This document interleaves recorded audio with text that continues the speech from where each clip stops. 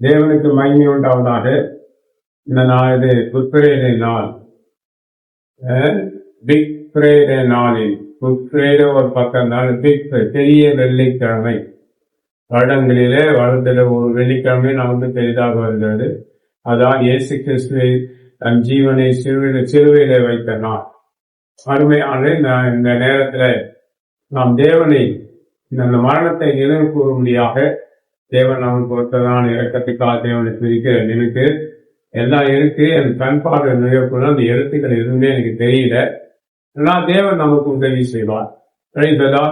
இது உலகத்துல ஒவ்வொரு நாட்டிலையும் வெள்ளிக்கிழமை கொஞ்சம் தாமதமாக வரும், சிலது முன்னே வந்துடும், சில மணி நேரங்களுக்கு பிறகுதான் வரும்.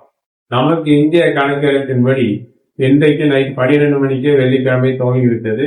இன்னைக்கு நம்ம பிக் ஃப்ரைடே என்று நாம் தேவனை துதிக்கிறோம், நினைவு கூறுகிறோம். நினைவு கூறுதலின் நாள். இன்றைக்கு இயேசு கிறிஸ்து நமக்காக ஜீவனை வைத்ததான இந்த நாள மரணத்தை நினைவு கூறுகிற நாள். அருமையானவர்களே, இதிலே 48 நாள் விரதம் இருக்கிறோம். இந்துக்கள் விரதம் என்று சொல்வார்கள், நாங்கள் லெந்து நாட்கள் என்று சொல்வோம். இந்த லெந்து நாட்களிலே நாம் தேவனை துதித்திருக்கலாம், ஆராதித்திருக்கலாம், நன்றி செலுத்திருக்கலாம். ஆனால் லெந்து நாட்களில் என்ன செய்திருக்கோம்? அது போன வருடம் செய்த எல்லா குற்றங்களும் மீறல்கள் எல்லாவற்றுக்கும் ஒன்றாக நினைவு கூர்ந்து மன்னிப்பு கேட்டுக்கொண்டே இருந்திருப்போம். ஆண்டவரே, இந்த பாவம் செய்து அந்த பாவம் செய்து இவர்களை ஏமாற்றினேன், இங்க போய் செய்து இதை அபகரித்து, இப்படி எல்லாம் சொல்லிக்கொண்டே இருந்திருப்போம். ஆனால் நாம் சொல்லிக்கொண்டே இருந்து அறிக்கை பண்ணிக்கொண்டே இருந்த ஒழிய மீட்டு நமக்கு இருக்கிறதா? அதான் பெரிய விஷயம். நாம் செய்த பாவத்தில் அறிக்கை பண்ணிட்டோம், விடுதலை இருக்கா? தேவன் நமக்கு மன்னித்தது உண்டானால் அதுல விடுதலை கிடைக்கும். அல்லேலூயா. அது ஸ்திரியை பார்த்து தேவன் சொல்லுகிறார், இயேசு கிறிஸ்து, இனி பாவம் செய்யாதே, உன் பாவம் உனக்கு மன்னிக்கப்பட்டது, இனி பாவம் செய்யாதே என்று கையும் கனவும் மனம் கொடுத்து அந்த பெண்ணை பார்த்து சொல்கிறார். அருமையான லெந்து நாட்களிலே நீங்க என்னென்ன அறிக்கை பண்ணுகிறீர்கள்? நான் இந்த தவறு செய்த அந்த பாவம் எல்லாம் சொல்லியிருக்கீர்கள், மன்னிப்பு கேட்டீங்களா ஒழிய அவர் மன்னிப்பு ஆண்டவரத்தில் ஒரு வாங்கி இருப்பீங்களா? தேவன் அதை மன்னித்து இருப்பாரா? அது தேவன் ஒரு பாவத்தை மன்னிப்பாரானால் அதுல நமக்கு விடுதலை கிடைக்கும். ஒரு பாவத்தை நாம் செய்திருக்கிறோம், தேவன் மன்னித்தது உண்டானால் அவர் ஒரு பிரமாணத்தை வைப்பார். என்ன பிரமாணம்? இனி பாவம் செய்யாதே என்று சொல்வார். போன வாரம் இதே கதை தான் ஓட்டினோம். அப்புறம் மறுபடியும் பழைய குருடி கதவத்தறி என்ற கதையாக நாமும் மீண்டுமாக அதே பாவங்களை தான் செய்தோம். இதேனும் ஒரு பாவத்திலிருந்து நமக்கு விடுதலை கிடைத்திருக்கிறதா? அப்படியானால் இந்த லெந்து நாட்களிலே நீங்கள் பண்ணின அறிக்கை எல்லாமே வேஸ்ட்.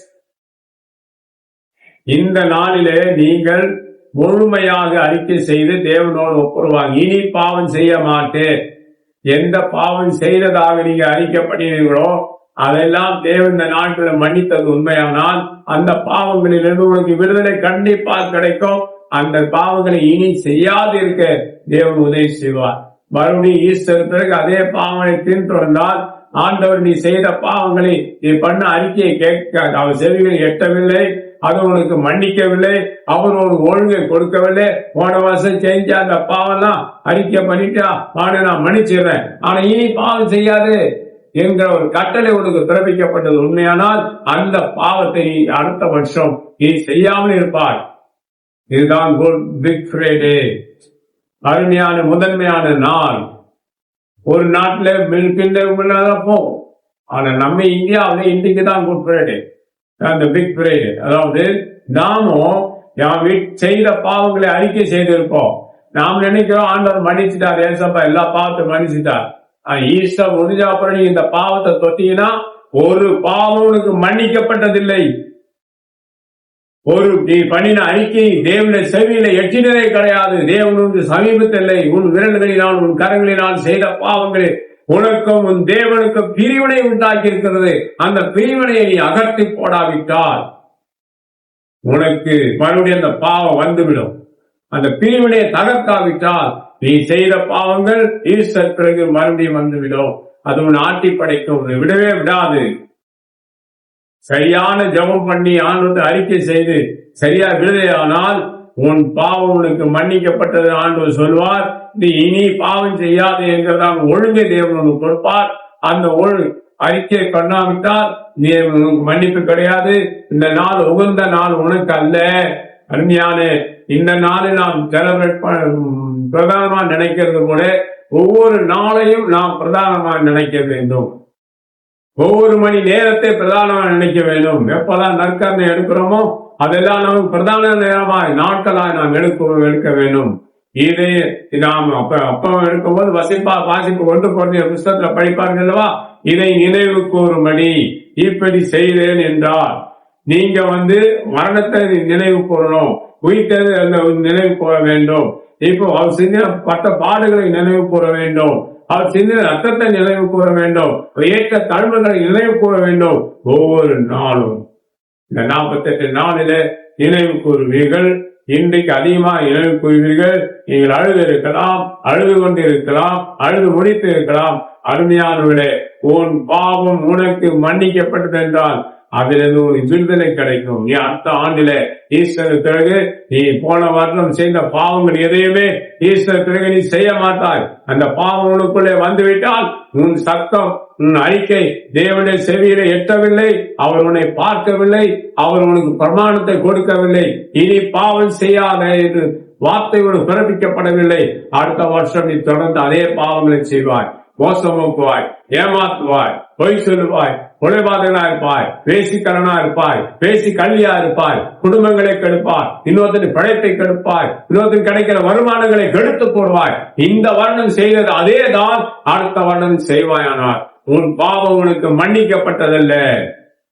அதே பாவம் சத்தம் தேவனுடைய செவியில கேட்கலை.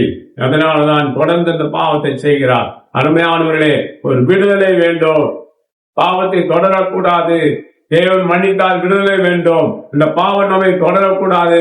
நாம் அந்த பாவத்தை பின்தொடரக்கூடாது.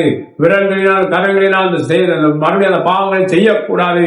ஒரே மனைவியுடைய புருஷனா இருக்கணும், ஒரே புருஷனுடைய மனைவியா வாழ வேண்டும், தேவனை நேசிக்கணும், தேவனத்தில் அன்பு செலுத்த வேண்டும். இதுதான் உச்சிதமானது. இதைதான் செய்து முடிக்கும்படியாக இயேசு கிறிஸ்து இந்த பூமிக்கு வந்தார்.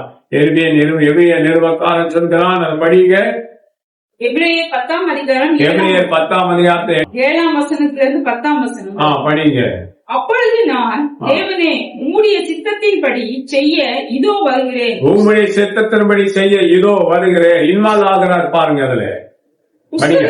புஸ்தக சுருளில் என்னை குறித்து, புஸ்தக சுருளிலே என்னை பற்றி எழுதி இருக்கிறது.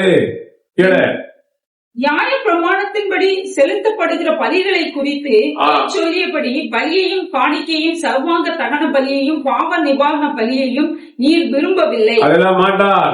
அவைகள் உமக்கு பிரியமானது அல்ல. தேவனே உம்முடைய சித்தத்தின்படி செய்ய இதோ வருகிறேன் என்று சொன்னார். தேவனுடைய சித்தத்தின்படி செய்ய இதோ வருகிறேன். அருமையான கிறிஸ்தவனே, தேவனுடைய சித்தத்தின்படி வாழ உங்களை நீங்கள் ஒப்புக் கொடுங்கள். அதுக்காக தான் இயேசு கிறிஸ்து பூமிக்கு வந்தார். அதுக்காக தான் பாடுகளப்பட்டார்.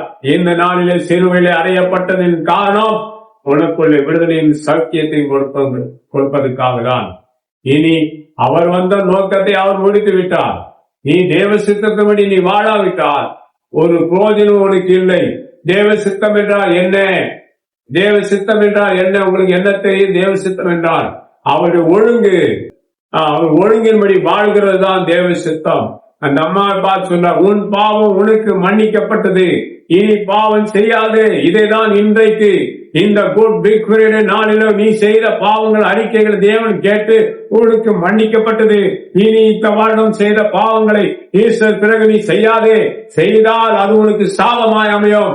தேவ கரவனுக்கு விரோதமாயிருக்கும். தேவனுடைய கண்களுக்கு உன்னை மறைத்து போடும். இனி பாவம் செய்யாதே, எச்சரிக்கையாக நடந்து போடும். கொலைபாதகனா இருக்காது. புரியுதுங்களா? அதான் அந்த குட் ஃப்ரைடே. இந்த நாள் அந்த மரணத்தின் நோக்கம் என்ன? அந்த பெரிய விஷயம் இதா, குமாரனானார், தேவன் குமாரனானார். எவ்வளவு பெரிய விஷயம் அது. அதை சாதாரணமா இருக்கக்கூடாது, பாரம்பரியமாய் கொண்டாடக்கூடாது. நான் சீக்கியம் பேக்ரவுண்ட்ல இருந்து வந்தவன். அருமையானவர்களே, இது இது லெந்து நாட்களை பத்திலாம் எங்களுக்கு போதித்தது கிடையாது. லெந்து நாட்களை நினைவு கூர்ந்தது கிடையாது. அன்னைக்கெல்லாம் கறி, மீன், முட்டை எல்லாம் சாப்பிடும். இதே குட் ஃப்ரைடே இனிக்க விசுவாச வீட்டுல நாங்களும் முட்டை குழம்பு வச்சு சாப்பிடும். அவர் அன்று மரித்தார், அடக்கமனப்பட்டார், உயிர் திறந்தார். இது நினைவு கூறுகிற நான். அவ்வளவுதான். எப்பவுமா செத்துக்கிட்டு இருப்பாரு, எப்பவுமே சாக மாட்டார். அவர் உயிரோட எழும்பி பிதாவின் ராஜ்யத்தில் இருக்கிறார், பிதாவா இருக்கிறார். அங்கிருந்து கவனிக்கிறார், தேர்தலவான பூமிக்கு அனுப்பி கொடுத்திருக்கிறார். நாம அவர் கண்காணிக்கிறார், நம்மை வாழ வைக்கிறார். அதனால தேவஜனமே, நீங்கள் இந்த ஆண்டிலே செய்த பாவங்களை நீங்கள் அறிக்கை செய்திருக்கிறீர்களானால், உனக்கு பாவ மன்னிப்பு கிடைத்தது உண்மையானால், இனிமே நீங்கள் பாவம் செய்யாதிருக்க வேண்டும். இது பிரதான கட்டளை உங்களுக்கு. உண்மையானது, நாம் சிலுவையின் மரணத்தை நாம் நினைவு கூறுவது தலை சிறந்ததா?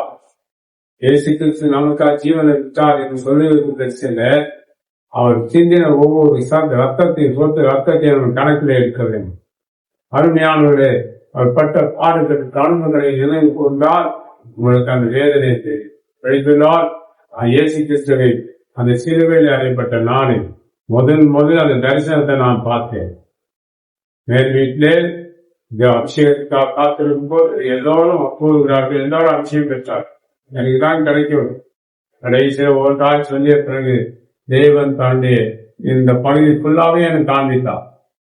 அவர் நெஞ்சி காயும், கண்ணன் இந்த பகுதி காயும், மூக்கு காயும், உதடு காயும், இந்த இடம் காயும், நெத்தி தேய்ந்திருந்தது. புரியுதுங்களா? தோள்பட்டை இங்கே தேய்ந்திருந்தது, இங்கே தேய்ந்திருந்தது, இந்த பக்கத்தெல்லாம் தேய்ந்திருந்தது, நெஞ்சில தேய்வுமான இதெல்லாம் பார்த்து ரத்தம் சிந்தி கொண்டே இருந்தது. அருமையான செவிகள் கூட தேய்ந்திருந்தது, செவிகள் தேய்ந்திருந்தது. இந்த தரிசனத்தை ஆண்மை காண்பித்தார். உடனே எனக்குள்ள ஐயோ நான் பாவி என்று கதறினேன். அன்றைக்குதான் முதலாக சிறுமை காட்சி அந்த பொருளை பார்த்தது. அவள் முகத்தை நான் முதுகை காண்பிக்கும் போது முதுகலை அப்படியே வெடித்து கிழித்தது போல இருந்தது. எலும்பு தெரிகிற அளவுக்கு முதுகு கிழிக்கப்பட்டிருந்தது. கரடி புரண்டினால், செங்க புரண்டினால் எப்படி இருக்குமோ அது போல புரண்டி வைத்திருந்தார்கள். அதுல எலும்பு தெரிகிற அளவுக்கு, எலும்பு மீது இருக்கிற ஜவ்வு கிழிகிற அளவுக்கு முதுகு தேய்க்கப்பட்டிருந்தது. இந்த விழாவிலே கிழிக்கப்பட்டிருக்கிறது. அவ்வளவு மரண வேதனைகள் தழும்புகளை கண்டதினால உங்களோடு பேசுகிறேன். அதை நினைவு பூர்வமானால் இந்த நாளிலே நம்ம உள்ளம் வெடிக்கும், பூரிப்படையாது, வெடித்து விடும். வாயிலை அடித்துக் கொண்டு அழுவதை போன்று இருக்கும். எனக்கு அப்படிதான் இருக்கு. அருமையான தேவ ஜனனி கிறிஸ்தவர்களே, மரணத்தை நினைவு கூர்ந்து, மரணத்தை நினைவு கூர்ந்து வாழ நீங்க முன் வர வேண்டும். இன்னைக்கு ஒரு நாள் மட்டும் போதா. ஒரு நாள் துக்கம் கொண்டாடினா போதுமா? 48 நாள் துக்கம் கொண்டாடினா போதுமா? ஈஸ்டர் முடிந்த பிறகு நீ எந்த பாவத்தை அறிக்கை பண்ணீங்களோ அதை செய்யவே கூடாது. அதை செய்தால் நீ இந்த வருடத்தில் அறிக்கப்பட்ட பாவங்களில் ஒன்றையும் தேவன் மன்னிக்கவில்லை என்பதுதான் இந்த பைபிளை தட்டி சொல்வதில் சத்தியம். பாவத்தின் மீது பாவத்தை கூட்டிக் கொண்டிருக்கிறார். மற்றோடு இதே பாவங்கள் செய்தால் இது உனக்கு விடுதலை கிடையாது. இதே தவறை செய்தால் விடுதலை கிடையாது. நீ அறிக்கை பண்ணலாம். அறிக்கை பண்ணி என்ன பிரயோஜனம்? உனக்கு மன்னிப்பு இல்லை. மன்னிப்பு கிடைக்கிற உன் சத்தத்தை செவியிலே கேட்க தேவன் விரும்பும். அடுத்த வருஷம் இதே பாவத்தை தான் நீங்க செய்யும். யோசித்து பாருங்க. போன வருஷம் செஞ்ச பார்த்து இந்த வருஷம் ஃபுல்லா செஞ்சிருக்கீங்க. 2 நாட்கள் அறிக்கை பண்ணியிருக்கீங்க. போலியான அறிக்கை எல்லாமே இன்னைக்கு அறிக்கை பண்ணுங்க. நாள் அடுத்த ஈஸ்டர் அன்னைக்கு ஒரே கூத்து குமாரமா தான் இருக்கும். அன்னையிலிருந்து பாவங்கள், பொய்கள், பித்தலாட்டங்கள், ஏமாத்துத்தனங்கள், அயோக்கியத்தனங்கள் எத்தனை செய்வீர்கள். அப்படி வந்துவிட்டால் உங்களுக்கு இந்த ஆண்டு செய்த பாவங்கள் ஒன்றிலும் உங்களுக்கு மன்னிப்பு இல்லை என்பதுதான் வேத சத்தியம். அருமையானவர்களே, வேறொரு வசனத்தை நான் படிக்க கேட்கலாம். 2வது நிலை நிறுத்துவதற்கு 1வது நீக்கி போடுகிறார். கவனிங்க, 2வது நிலை நிறுத்துவதற்கு 1வது இருக்கிறத நீக்கி போடுற. அதான் நியாயப்பிரமாணம். 2வது நிலையில் நிறுத்துகிறார். அதுதான் சிலுவையின் மரணம், உயிர்த்தெழுதல், பாடுதல். புரியுதுங்களா? இதை நிலை நிறுத்தினால் அதை அகற்றிக்கிறார். பழையவைகள் ஒழிந்து போயின, எல்லாம் புதிதாயின வார்த்தை இந்த இடத்திலே நிறைவேற்றப்படுகிறது. எபேசியர் 26 சொல்லுகிறான். அருமையான தேவ ஜனமே, இந்த நாள் துக்க நாளா இருக்கலாம். இந்த நாள் மாற்றம் நீ துக்க நாளா அனுசரித்து நீ வாழலாம், ஆராதனை இருக்கலாம், முடிந்து செல்லலாம். ஆனா எப்போதும் சிலுவை மரத்தை நாம் நினைவு கூறுகிறவர்களா இருக்கணும். அவருடைய ஆவியை நமக்கு தந்தோல் இருக்கிறார். ஒரு வசனம் இருக்கிறது இல்லையா, ஜீவனை கொடுத்திருக்கிறார், நமக்கா ஜீவனை கொடுத்திருக்கிறார். அவரையே தந்தருளி நம்மிலே அன்பு கொண்டிருக்கிறார். அன்பியானவரே, அந்த நாளெல்லாம் நினைவு கூர்ந்து, அந்த மரணத்தை நினைவு கூர்ந்து, உயிர்த்தெழுதலை நினைவு கூர்ந்து நாம் வாழ்ந்தால் நமக்கு நல்லது. அதுக்கிற படிங்க. இயேசு கிறிஸ்துவினுடைய சரீரம் ஒரே தரம் பலியிடப்பட்டதினாலே அந்த சித்தத்தின்படி நாம் பரிசுத்தமாக்கப்பட்டோம். ஒரே தரணம் அளித்தார். அந்த சித்தத்தினாலே நாம் பரிசுத்தவான்களாக்கப்பட்டிருக்கிறோம். அருமையான சகோதரியே, நீ பரிசுத்தமாக்கப்பட்டிருக்கிறாய். அருமையான பிள்ளையே, நீ பரிசுத்தமாக்கப்பட்டிருக்கிறாய். அந்த பரிசுத்தத்தை நீ எப்போதும் உனக்குள்ளே நிலைத்திருக்க செய்ய வேண்டும். பாவம் செய்ய ஓடாது. நீ எண்ணங்களை காத்துக்கொள், உன் வாயின் வார்த்தைகளை காத்துக்கொள். முதலாவது சங்கீதத்தை உன் முன்னே வைத்துக்கொள். அது உனக்கு பாக்கியத்தை நன்மைகளை கொள்ளும். வழி விலகுகிறவர்களோட எச்சரிக்கையாரு. முதலாவது சங்கீதத்தை படியுங்கள், அதன்படி வாழ பிரயாசப்படுங்கள். நிறைய தேவனுடைய பிரமாணங்கள் இருக்கிறது. 10 பிரமாணங்களை மறக்காதீர்கள். இயேசு கிறிஸ்து அதை மறக்கவில்லை, வழிபடியாக சொல்லிக் கொண்டிருக்கிறார். அதை அடிப்படையா முதல் 5 அதிகாரம் 10 கட்டளைகளை தேவன் கொடுத்த வாய் சொல்லிட்டு விரல் எழுதிட்டு, இதுதான் எனக்கு பிரதானம், இதுக்கு மேல உள்ளதெல்லாம் சொல்ல விரும்பல. உடனே கர்த்தர் எனக்கு அதை கொடுத்தாலும் சொல்லி போய் சொல்லுவான். ஆகணும். இந்த பிரமாணத்தை வாழ்றது அதிகம் கிடையாது. போதகனும் இல்லை, ஜனங்களும் இல்லை. இந்த பிரமாணத்தை பிரதானப்படுத்தி பேசுகிறவர்கள் இல்லை. காரணம் பழைய பார்க்கலாம். ஒரே பாணி ரொம்ப கஷ்டம். அது கை கொள்ளவே முடியாது. இந்த 10 கட்டளைகளை 2 பிரிச்சிருக்காங்க, 5 பிரிச்சிருக்காங்க சொல்றாங்கல்ல, அது ரொம்ப கஷ்டம். அது இதை கை கொண்டாதான் அதை நிறைவேற்றும். அதை நிறைவேற்ற வேண்டியது கை கொள்ளது. கை கொள்ளவே முடியல. எங்க அந்த 2 கட்டளையை நீ நிறைவேற்ற முடியும்? அவரே பழைய ஏற்பாட்டுல சில விஷயங்களை வைத்திருக்கிறார், புதிய ஏற்பாட்டுல பிரமாணங்களை வைத்திருக்கிறார். அதெல்லாம் சேர்த்து வச்சுதான் நான் உபதேசம் வைத்திருக்கிறேன். புரியுதுங்களா? இதுதான் உபதேசம். நீ நான் எப்படி எல்லாம் சேர்த்திருக்க வெளியே சொன்னா நானும் அப்படிதான் பொய் சொல்வேன். நீயும் பொய் சொன்ன காப்பி அடிச்சு உபதேசம் ஏன் உபதேசம் நான் சொல்லவே மாட்டேன். எனக்கு கொடுத்தது இதுதான், அதுலதான் இருப்பேன். இன்னொரு சாவந்த உபதேசம் எனக்கு தேவையில்லை. உபதேசமே இதுதான். பைபிள் தான் உபதேசம். உபதேசம் எல்லாம் எங்க நடத்தி எல்லாம் பார்க்கறீங்க?